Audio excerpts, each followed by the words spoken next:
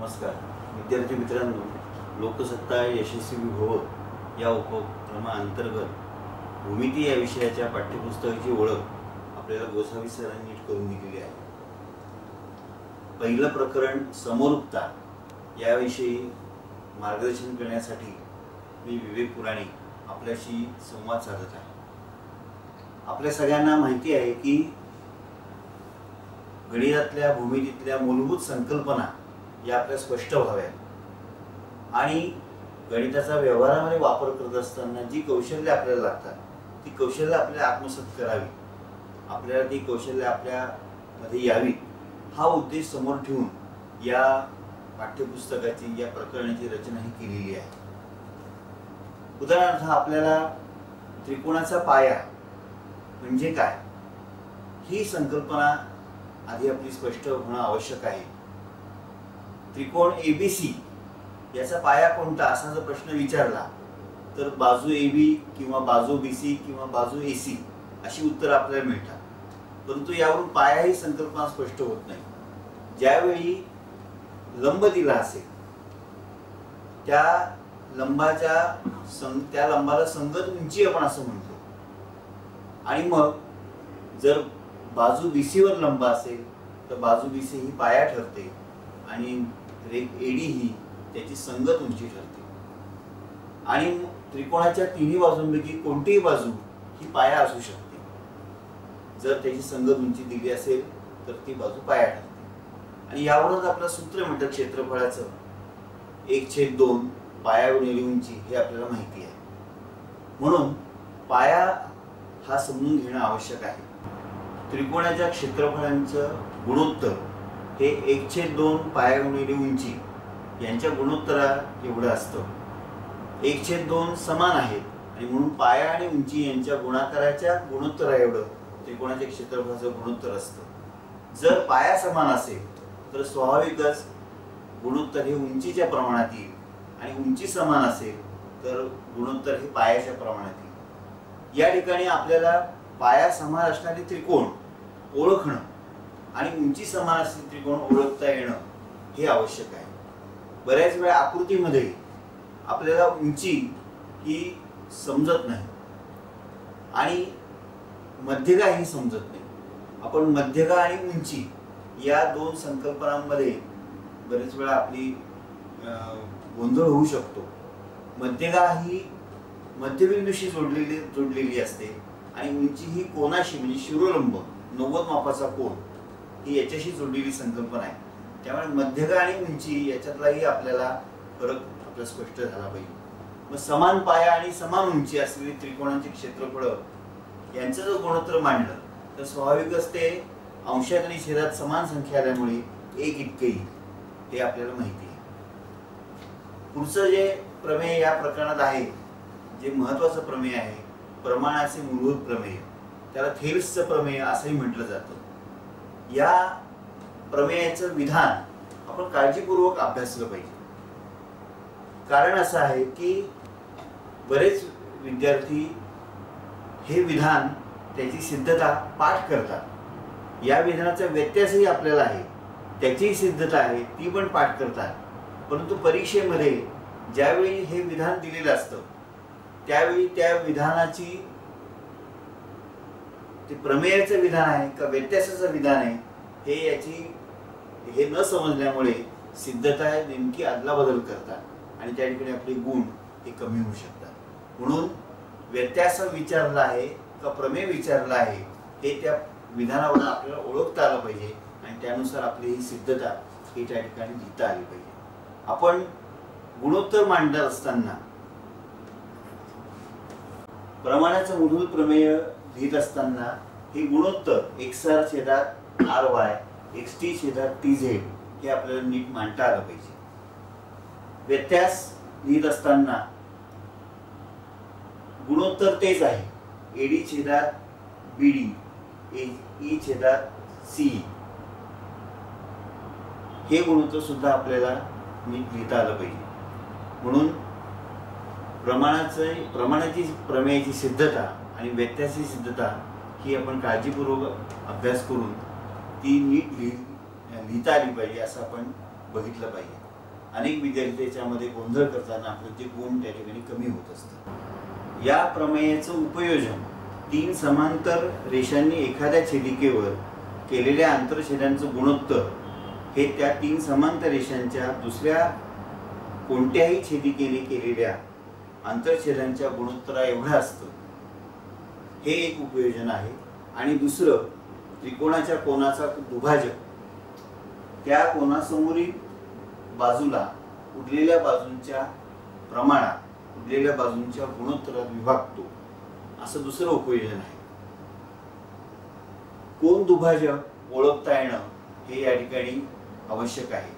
आपल्या सगळ्यांना कोन दुभाजक हा या खुणेने दाखवला जातो हे माहिती आहे.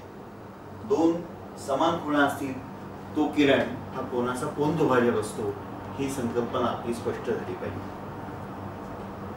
त्रिकोणांची समरूपता हे प्रकरणाचं नाव आहे, परंतु आपण आधी असं पाहिलेलं आहे की 9वी मध्ये समरूपता ही संकल्पना आपली स्पष्ट झालेली आहे. त्रिकोण, एकरूप आणि समरूप हे 2 शब्द आपण त्रिकोणाच्या बाबतीत वापरत असतो.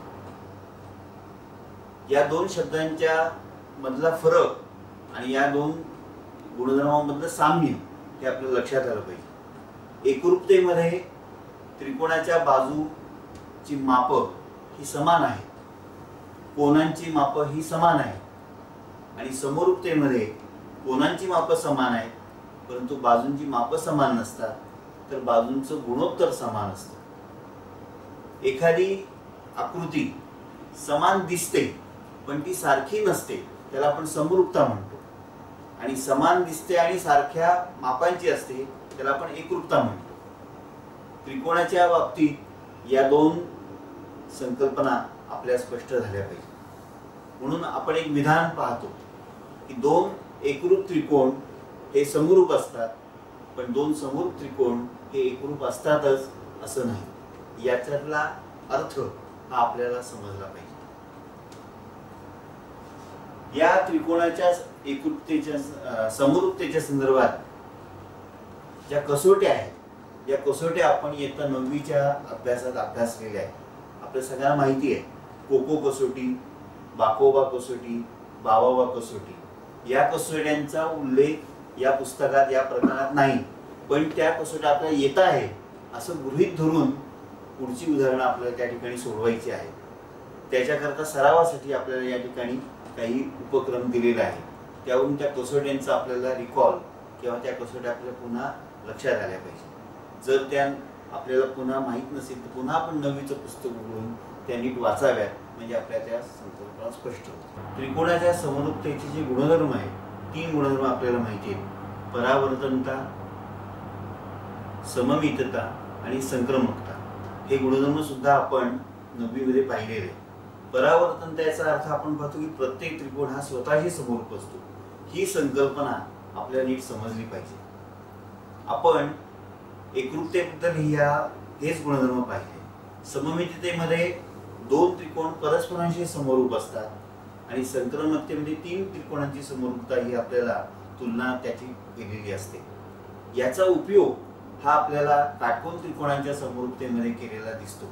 काटकोन त्रिकोणांच्या समरूपतेच्या बाबतीत हे जे 3 गुणधर्म आहेत, त्या गुणधर्मांचा वापर पुढच्या प्रमेयात केलेला आपल्याला दिसतो. 2 समरूप त्रिकोणांच्या क्षेत्रफळांचे गुणोत्तर हे त्यांच्या संगत बाजूंच्या वर्गांच्या गुणोत्तरा एवढे असते.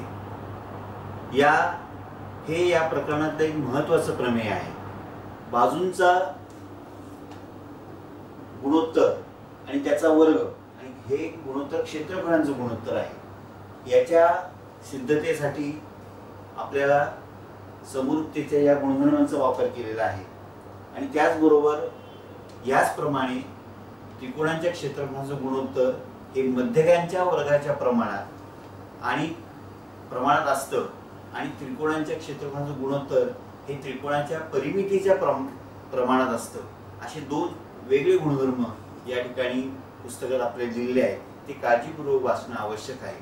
त्याची सिद्धता या वर्षीच्या नवीन या अभ्यासक्रमात नाही, पण मध्यगा आणि परिमिती या 2 संकल्पना आपल्याला माहिती असल्या पाहिजे. त्रिकोणाच्या बाजूचा मध्यबिंदू आणि त्याचा समोरील शिरोबिंदू यांना जोडणारा रेषाखंड म्हणजे मध्यक. शिरोलंब आणि मध्यक यातला फरक आपण मगाशी पाहिला, तो आपण नीट काळजीपूर्वक लक्षात घेतला पाहिजे.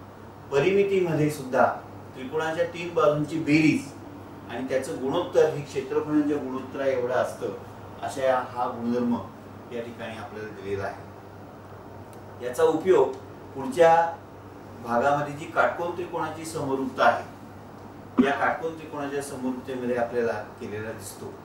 काटकोन त्रिकोणामध्ये जी बाजू काटकोनासमोरची असते तिला कर्ण असं म्हटलेलं आहे आणि त्या कर्णावर जो शिरोलंब टाकला आहे, त्या शिरोलंबामुळे जे 2 त्रिकोण तयार होतात ते त्रिकोण, प्रत्येक त्रिकोण मूळ त्रिकोणाशी आणि 2 त्रिकोण परस्परांशी समरूप असतात. असा आहे काटकोन त्रिकोणाच्या समरूपतेबद्दल एक महत्त्वाचा गुणधर्म आपल्याला अभ्यासावा लागणार आहे. या ठिकाणी त्रिकोणाच्या नावाची जी संगती आहे, ही संगती आपण काळजीपूर्वक लिहिणं आवश्यक आहे.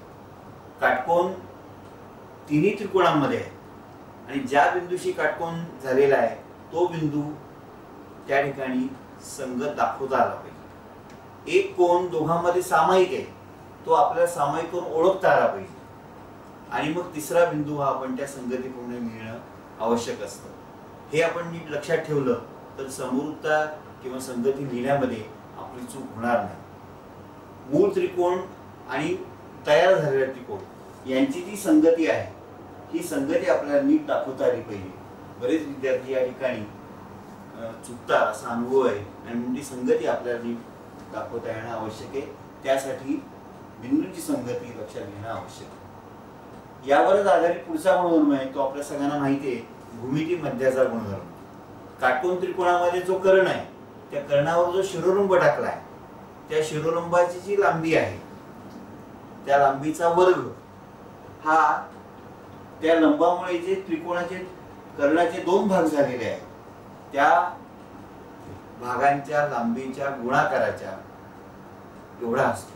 कर्णाचा मध्यगेचा वर्ग हा कर्णामुळे जे लंब रेषाखंड कर्णाचे ज्या 2 रेषाखंडात विभाजन होते त्या रेषाखंडाचा भूमितीमध्ये असतो आणि त्याचा गुणाकार हा त्या शिरोलंबाच्या वर्गा इतका असतो. म्हणजेच वर्गाची लांबी त्याच्या गुणाकाराच्या वर्गमुळा इतकी असते. असा हा गुणधर्म एक महत्त्वाचा गुणधर्म आहे. काटकोन त्रिकोणाची समरूपता जी आपण आता समजून घेतली, त्याचाच वापर हा आपल्याला पुढच्या टप्प्यामध्ये जे पायथागोरसचं प्रमेय आहे त्याची सिद्धता देण्यासाठी केलेला आहे. आणि म्हणून पुढच्या भागामध्ये आपण पायथागोरसचं प्रमेय, त्याचा व्यत्यास, दोघांची सिद्धता, अपोलोनियसचं प्रमेय या भागात पुढच्या भागात त्याचा आपण विचार करणार.